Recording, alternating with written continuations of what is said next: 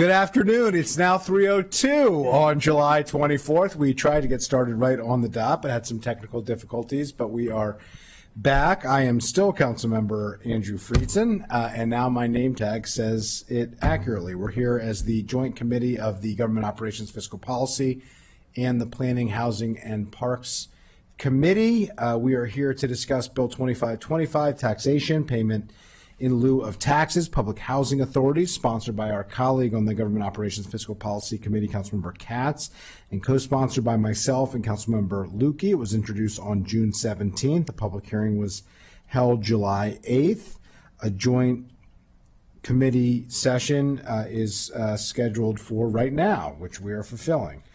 This bill would define housing authority. It would expand the automatic payment in lieu of taxes for public housing authorities of qualifying housing developments. It would modify the procedural method for executive regulations, make some technical changes, and generally amend the laws on payments in lieu of taxes. I'll just note that this is really a clarification and an expansion of the payment in lieu of taxes bill that I introduced in the previous council and that we worked on at the state level to expand and ensure that it was being fulfilled with fidelity, and want to thank the district council member who represents our municipal colleagues for his work in ensuring that their goals and their interests in being part of this effort is included. And also want to thank our colleagues on the state level who have worked on this within our county delegation, including Delegate Polakovich-Carr in particular, as well as Delegate Charkoudian and Foley and Kaufman and Solomon and Spiegel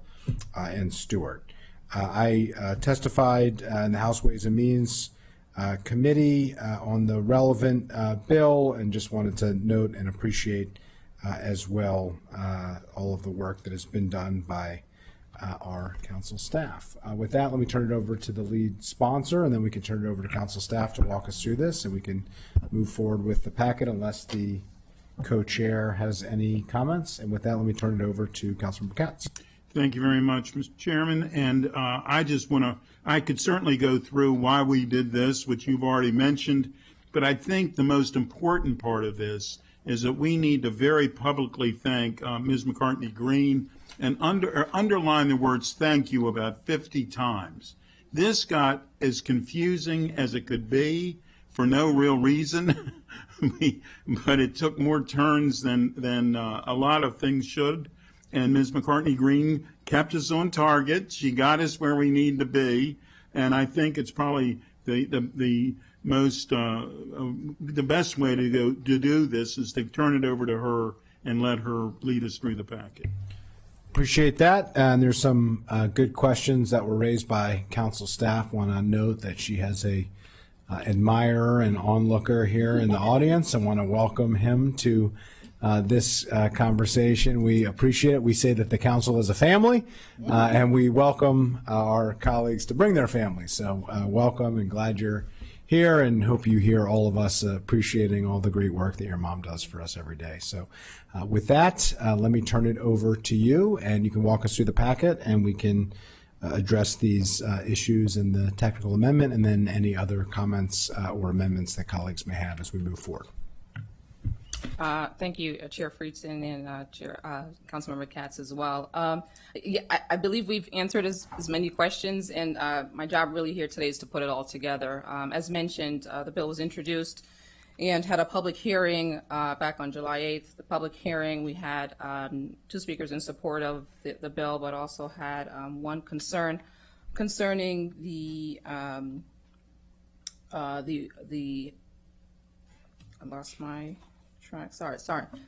And one concern concerning the bill addressing for-profit landowners, which we will address here today with Mr. Robert Love here, who's representing from DHCA. I also want to note that I did reach out to Finance, who's been in contact with me and discussed the bill, but they're unable to be here today. Moving on, the impact statements for racial equity and social justice mentioned that this would have a positive impact on racial equity in the county. Climate assessment says it would have small positive impact, and the fiscal impact statement that was given by Office of Management and Budget said there would be no expected impact or expenditure and no additional staffing capacity that would be needed. Obviously, the purpose of this bill is to expand the by right or automatic pilot. And what that would do is currently under county law right now, Housing Opportunity Commissions has 100% tax abatement when it purchases a qualified housing development. Qualified housing development is really defined under state law. There are several different statutory provisions that allows for the abatement to apply. In this case, with state law being recently passed in the General Assembly, House Bill 1085 expanded that, where it doesn't only apply to HOC, but it also applies to any public housing authority, or if the public housing authority actually owns an entity, and that entity owns the housing development. So with that being said, I want to, as mentioned, the packet is really straightforward. There's two parts to it. One was a general discussion with some general questions that I have that Mr. Love has provided responses on behalf of DHCA, and happy to go through those. And then a technical amendment that council staff is recommending. There's no questions. We can just start on page 4 of the packet. And really, we're just looking at a general overview. What's the number of pilot transactions that the department reviews each year, and how many of those are standard versus the by right, and kind of the value of the by right transactions or anything that HOC owns. I'm gonna, if the chair's okay with it, have Mr. Love respond to those. Please. Yeah, and that's, for the record, it's Robert Love. I'm the manager for the Affordable Housing section of DHCA. Kind of varies from year to year as far as what those pilots. So for FY25, we had 5 new pilot transactions. 3 of those were by right and 2 of those were standard. And we also had 3 properties that were existing pilots. So based on the tax bills from 2024 for the new pilots, it's a little over $1,083,719 for the new pilots, and then the existing pilots was $657,429. Section B referred to the staffing capacity, but my understanding, there was a prior pilot bill that was recently passed by this council that included additional funding for staffing. This is just adding another opportunity. I think RHE is the only public housing authority right now. RHE operates as a public housing authority and services the city of Rockville, providing affordable homes for low and moderate incomes. And so with them being currently the only one that would apply if this law is passed, the staffing capacity did not need to increase, from my understanding from finance and DHCA. Yeah, that's correct.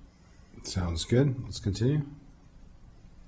C discusses just a by right and how the transfer of the new owner. Before we actually get into that, I do want to address the public hearing testimony concerning Mrs. Eileen Finnegan that was talking about a possible transaction where a for-profit owner was able to benefit. I'll let Mr. Love speak about the transaction, but from my understanding, there's no pilot transaction in their records for that. Not for that particular property, no.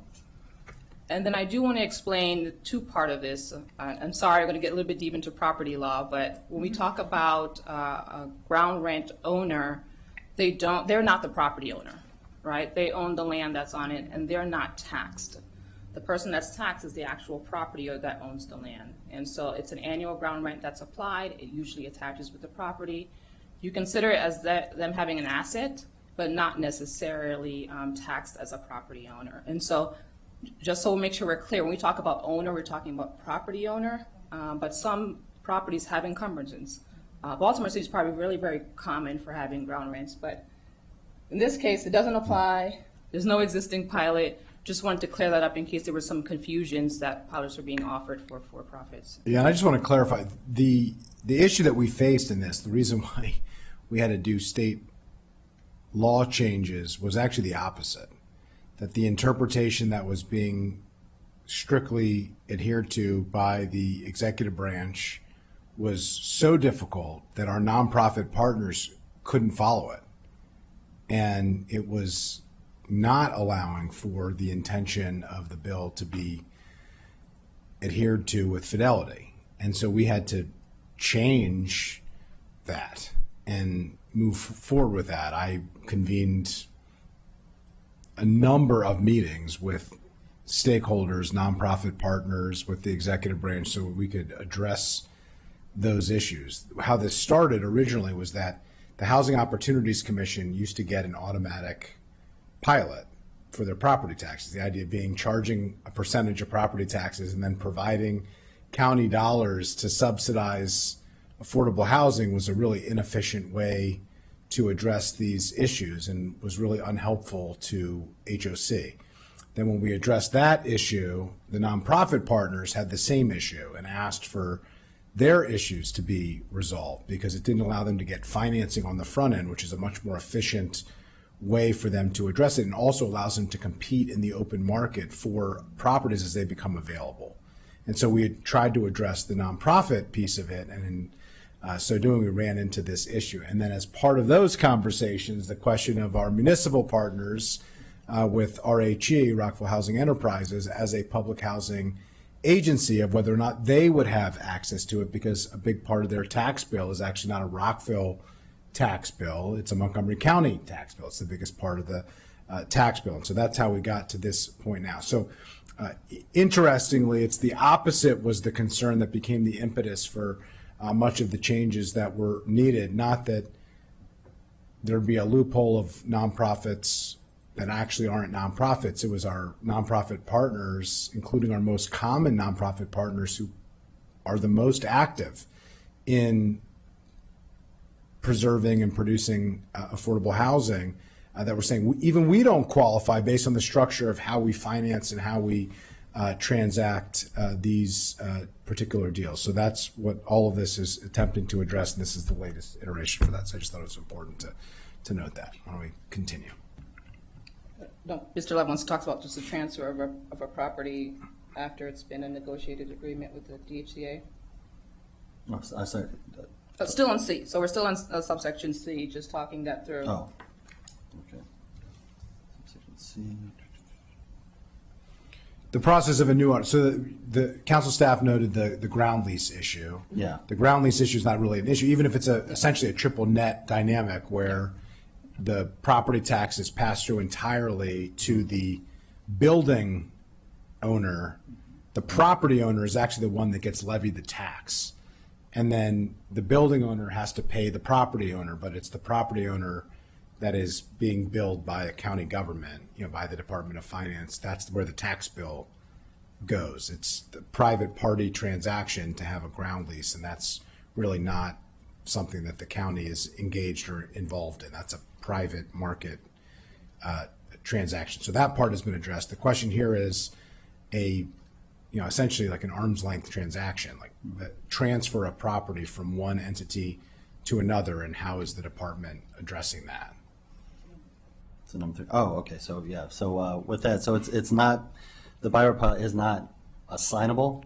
I guess it's going to be, so DHA, we're collaborating with OCA to create a by right pilot template as an assignability clause when the property owner plans to transfer the by right pilot to a new owner. But I guess in this case, the definition of assignability doesn't stand for the assignable concept. Instead, it means that the property owner who has the pilot and wants to sell the property, the county will enter into a new by right pilot with the purchaser if that purchaser either accepts an assignment of the regulatory agreement or enters into a new regulatory agreement with the county. That includes substantially the same terms as the seller's regulatory agreement and satisfies both the state and county law requirements for pilot eligibility. All right, so in layman terms, a payment in lieu of taxes is an agreement between the county government and a property owner.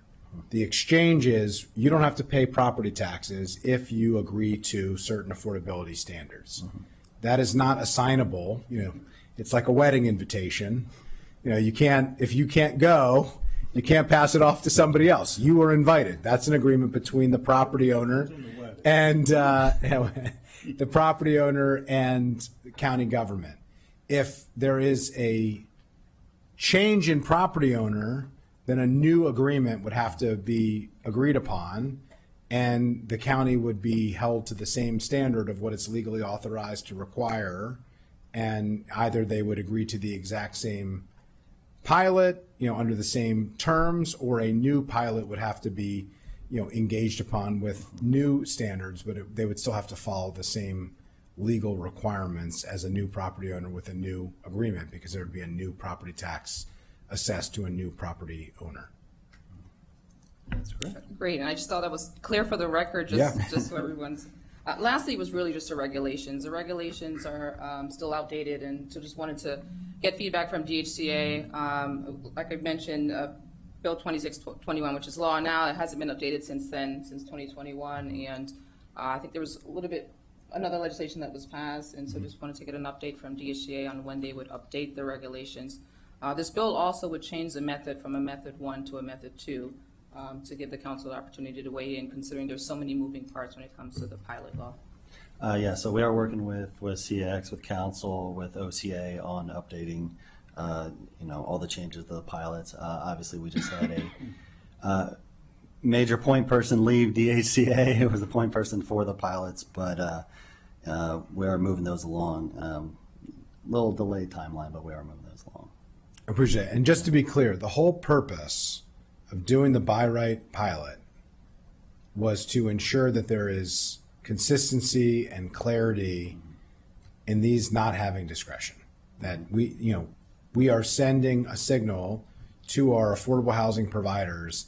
This is exactly what you need to do, and in exchange, this is exactly what you're going to get, so that they can compete in the marketplace to produce and preserve affordable housing that we desperately need, and that we can help to level the playing field, and that we could be leveraging our resources in the most efficient way possible, rather than charging a property tax and then providing HIF, Housing Initiative Fund, affordable housing subsidies. We could provide the foregoing of property taxes on the front end, which is a much better, much more effective and efficient way to do it. It's better for a county government, it's better for county taxpayers, it's better for the affordable housing providers. So that's the goal. I want to reiterate that, because that got lost at times in translation and the implementation, which has been challenging at moments, and that is the expectation with this part as well. Okay.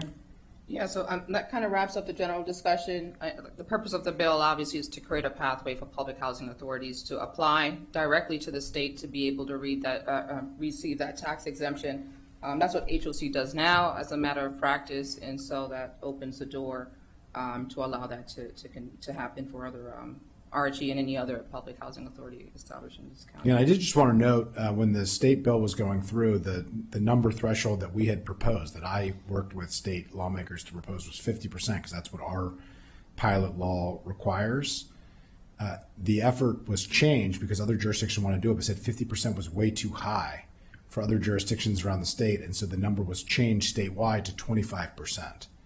So I just think it's important to note that these are realities that we face, and there is always a balance on these issues. There was no other jurisdiction that said that they would be willing and able to take up the benefits of a payment in lieu of taxes if the threshold was as high as 50%, which is the standard that we have here. So I just thought it was important to note that. Okay, we have a technical amendment before us. You want to explain?